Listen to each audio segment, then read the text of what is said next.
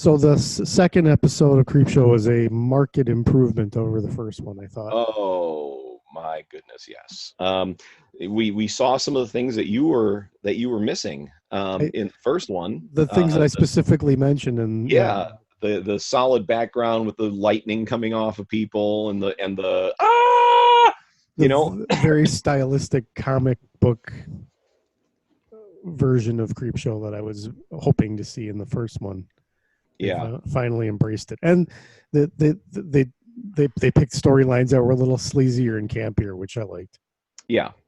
All right, so why don't you kind of give the synopsis of the first episode? Big Bad Wolf. It was starring Jeffrey Combs, who is one of my favorite actors. Yeah, me too. Met him. That's right. You got to make me an autograph. So I have Jeffrey Combs' autograph, thanks to you. Yeah. Dan, cat dead. Details later. Yeah, I've got a picture with him. In fact. Yeah. Here it is. Anyway, he plays a Nazi commandant who has trapped a bunch of Americans in this. Was it a prison? No, it was like a house. But there was a jail cell. There were jail cells inside. Maybe it was like a police station or something. I think so. Yeah. So he's trapped a bunch of these American soldiers in this prison, and they find out that one of the prisoners is a werewolf. There's no way for them to survive, so they come up with a plan to let the werewolf bite. It's a woman. They come up with a plan to let the werewolf bite them, so that they can all become werewolves and eat the shit out of the zombies. The Nazis. Oh yes, eat the shit out of the Nazis. You've got zombies on the brain. Still thinking about the last movie. Yeah, I thought it was good. It was okay. Well, what do we say about Creepshow in general? Is it's all campy. Yes, it's supposed to be. Yeah, it's one of those things where they they write stories that are meant to be a little hokey, and you have to enjoy that kind of thing. You can't knock it for the campiness or the hokiness. Well, one of the things that I liked about it was the other episode didn't have enough of the comic book stuff. The transformation even was done through paging, pages turning and showing the werewolf transformation, stuff like that. Yeah, they didn't actually do special effects for the transformations, which was kind of cool. Yeah. Saved the money, that's for sure. Well, but also it kind of shot back to the to the comic book type of thing. Yeah, which was what I was hoping for all along. Right. Not much to say about it beyond that, but press play. Oh, and they do kick the Nazis' asses. Yes. And they kind of become this group of like super soldiers, kind of. Mm-hmm. Yeah. Oh.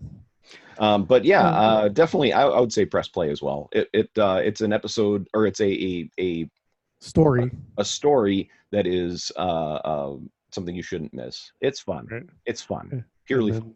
And then the second episode where the guy finds the finger, it's called The Finger. He finds a finger on the road and takes it home.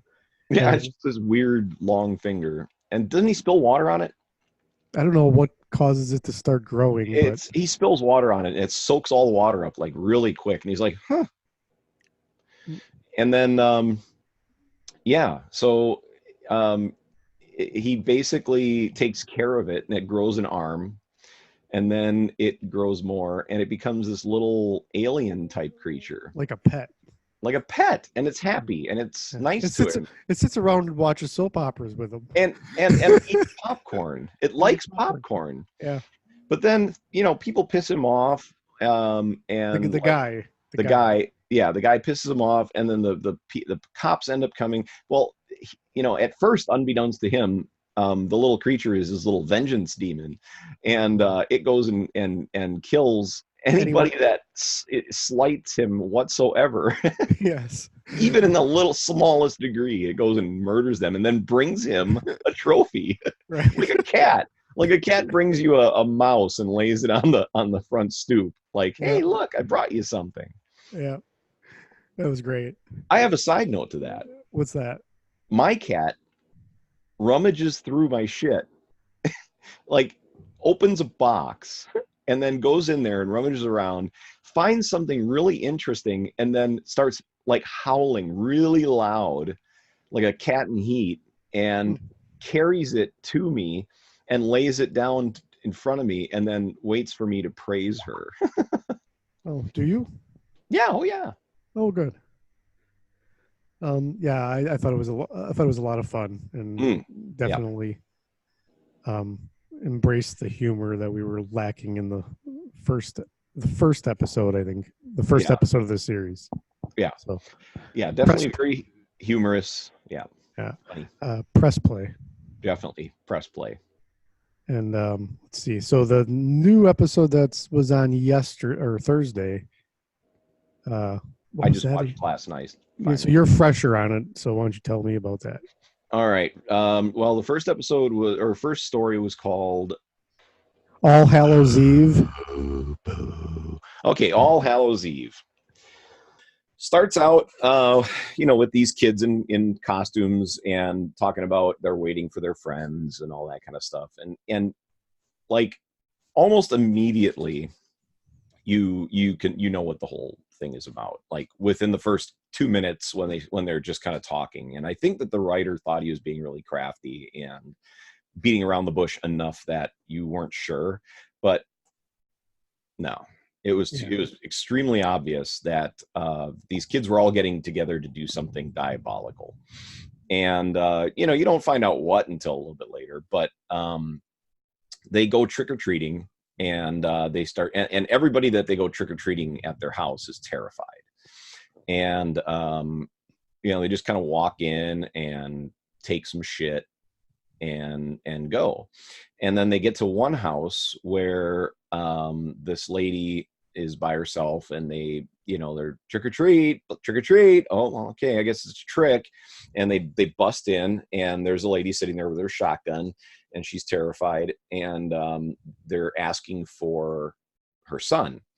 And he's away. He's at his grandma's house, but no, he was there, and he finally eventually goes with them.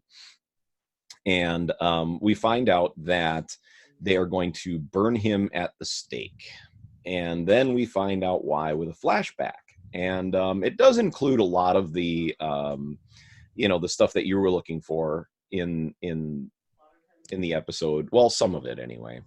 But as far as the campiness, as far as the comic book stuff. But we find out that these guys were all avid players of Dungeons and Dragons, and they used to call themselves the Golden Dragons, and they used to go into their treehouse and play D&D. Well, all of these high school jock punks show up, and they're all drunk, of course, and they start the tree on fire. And they couldn't get out of the treehouse for some reason. It was locked. Maybe the kids did it, or maybe it was just jammed, but they couldn't get out, and they all died. I got the feeling that it wasn't planned. Like it was all a prank, and it went wrong. Oh, okay, yeah, basically. Not that but I think that they all died, to be honest. Yes. Yeah. And including the kid's little brother, or the main character's little brother, which I can't remember what they called him, Skippy or something like that. Anyway, Jiffy. So what?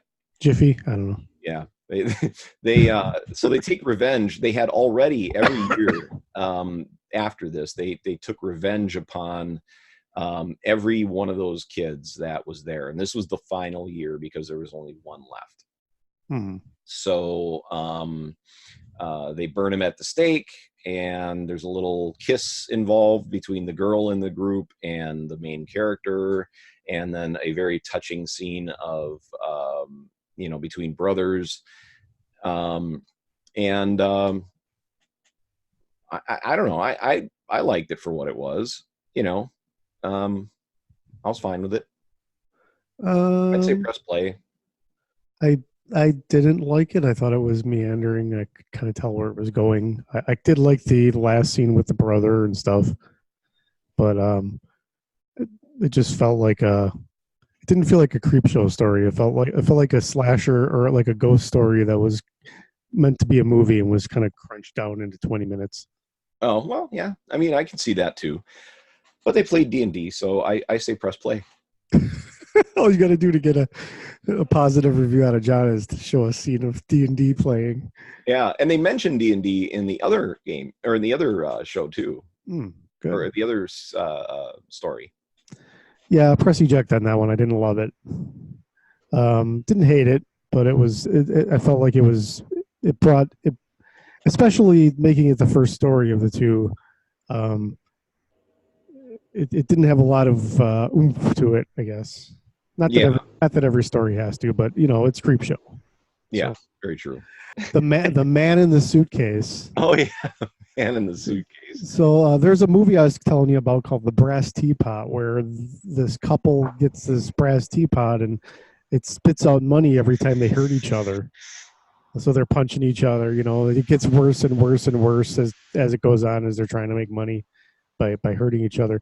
And this is kind of a variation on that, where this guy comes back from the airport. He's just left his girlfriend. His girlfriend has just left him, and they're kind of on the outs. And he gets home, and his suitcase is there, and all of a sudden he starts hearing a voice inside the suitcase.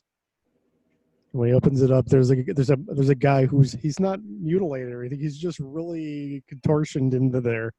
Yeah, like really bad. But anyway, so he asks if the kid can turn his head so that he can talk, so he can be heard. So he turns his head and he lets out a little scream, and a gold coin pops out of his mouth. Yeah. And he's like, what the hell is that all about? Right. And he takes the gold coin to go get it evaluated, and gets like $275 for it or something like that. And then the guy explains that he has a condition where whenever he is hurt, he spits out gold coins. So he goes and tells his friends about it, and then his one friend about it, and then the girlfriend contacts him and says, I knew you were a lot of things, but not a murderer, because she went by to get her stuff. Mm-hmm. And sees the hand in the sticking out of the suitcase. Well, they go in and she's appalled, and the friend, of course, the friend is devious, and he's like, well, hold on, we got to take advantage of this. So he has the idea to torture this guy. And one second, I'm gonna grab the Pulp Fiction poster, but okay, you can actually continue.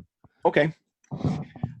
So they begin torturing this guy, and the girlfriend kind of transforms at this point. She's really loving the money, and then begins loving the friend. Really, they start messing around, unbeknownst to the main character, and does more to try to get more money and all that kind of stuff. They're really ramping up the amount of torture that they give him, electrocuting him and just all kinds of stuff. And he's just literally like vomiting gold coins. So the guy comes back, and he's not happy about what's going on. He's like, we got to let this guy go. He wants to call the police, all that kind of stuff. And so the girlfriend picks up this wrench and destroys his phone, and then hits him over the head. And then they throw him down some stairs, and then the guy in the suitcase, the man in the suitcase, kind of poofs out of it like a genie. Ooh, look at that. Nice. That's a good poster. Okay. Cool. Nice poster. Yeah. Very cool. I think it should be, that movie should be represented on my wall, because it's one of the top 5 of all time. Yeah, for sure. I was just at the part where the man in the suitcase becomes a genie, and and then Well, he was a genie the whole time. yeah. It's just that he was waiting. But so he basically, at that point, he's pissed off because, he originally told the other kid that he could take advantage of the situation a little bit, and then let him out. But these other guys, they just went ape shit on him. Yeah, Jinx, you owe me a Coke. So yeah, then he ends up all of a sudden these two suitcases just appear out of nowhere, and he puts them in the suitcase the same way. And then he's at the airport and collects, and you find out that he's been collecting suitcases, and and that he's been collecting suitcases and is in cahoots with the airliner, and that's pretty much it. Yeah, I'm fuzzy on whether or not they become genies at that point, or whether they're just doomed to forever be in pain in the suitcases. Or if he, I think it's probably that, because he's been doing this for a long time, because he had like 12 suitcases. But I wonder if his origin story is similar. Well, yeah, probably. Probably. He said he did something to piss somebody off. Yeah. So, but it seems like he's like the head djinn at this point, and so like there's a guild. Yeah. Yeah, I say press play. It was fun. Yeah, I really enjoyed that one. And it had some of the aspects that you were looking for too. Yeah, it was definitely. I would say so far, out of the 6 stories we've seen in the three different episodes, 3 of them belong in a CREEPSHOW movie that are of the same quality as the movie was. Yeah. So, and 3 of them, the other 3 none of them are terrible. Yeah. But the other 3 are more filler to me than. So we're at about 50% for the show. Really good, really good stories, and kind of okay stories. Yeah. So do you press play on the man in the suitcase? I definitely press play on the man in the suitcase. It almost feels like an Amazing Stories episode. Yeah. From Spielberg from the 80s. Yeah, I like it. I enjoyed it. So overall, the show so far, I would give a press play for the series. Yep. It's, like I said, it's at about 50% for me, where the 50% that's good is really good, and the 50% that's not so great isn't so terrible. Right. All right. So Brain Damage is this Frank Henenlotter movie. He made Basket Case.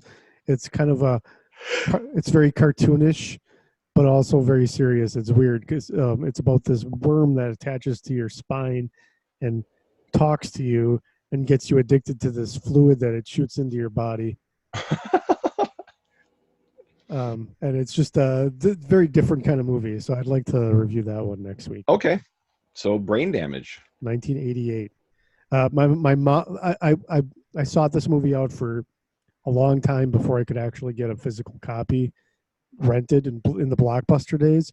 My mom actually walked up to the guy at the counter and said, "Excuse me, do you have Brain Damage?"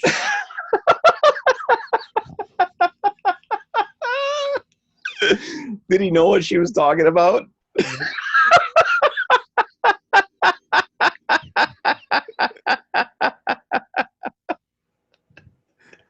Yeah.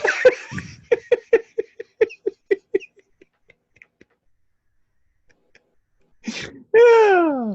Kudos to Mrs. Carlson.